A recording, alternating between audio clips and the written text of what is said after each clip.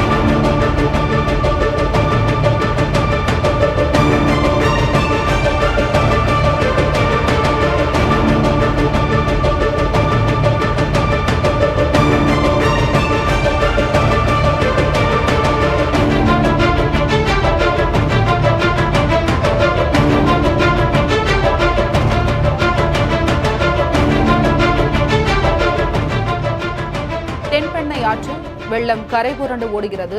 இதுகுறித்த கூடுதல் தகவல்களை நமது செய்தியாளர் மோகன்ராஜிடம் கேட்கலாம். மோகன்ராஜ், தென்பெண்ணை ஆற்றில் வெள்ளம் கரை புரண்டு ஓடுகிறது. இதனுடைய உபரி நீர் திறந்துவிடப்படுகிறது. வினாடிக்கு எவ்வளவு கனஅடி நீர் திறந்துவிடப்படுகிறது என விவரம்? அருணா, பெஞ்சல் புயல் தொடங்கிய நேரத்திலிருந்தே புதிய தலைமுறை பல்வேறு அறிவுறுத்தல்கள் பொதுமக்களுக்கு அலட்சியம் காட்டாமல் முன்னெச்சரிக்கையாக இருக்க வேண்டும் என பல்வேறு அறிவுறுத்தல்களை தொடர்ந்து கொடுத்து வந்தோம்.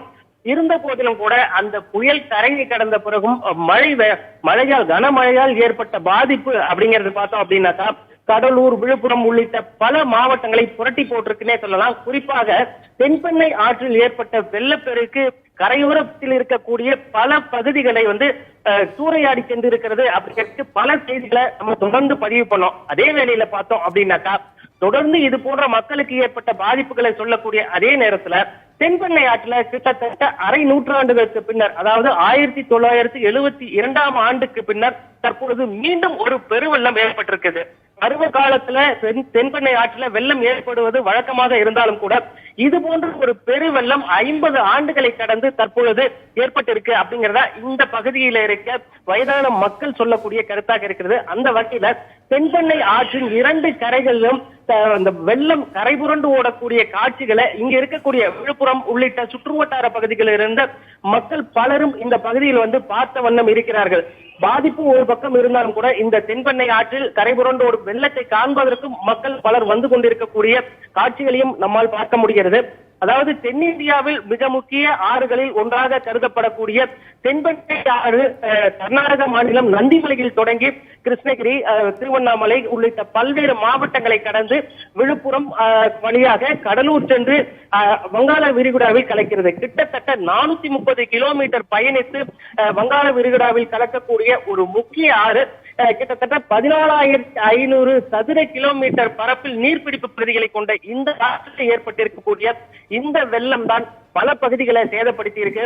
ஆனாலும் கூட தற்பொழுது சற்றே அந்த அலையின் வேகம் குறைந்து இந்த அழகான காட்சி, கரை புரண்டு ஓடக்கூடிய இந்த அழகான காட்சி தொடர்ந்து இந்த பகுதி மக்கள் கண்டு ரசித்த வண்ணம் இருக்கிறார்கள். அருணா, உங்களுடைய விரிவான தகவலுக்கு நன்றி மோகன்ராஜ்.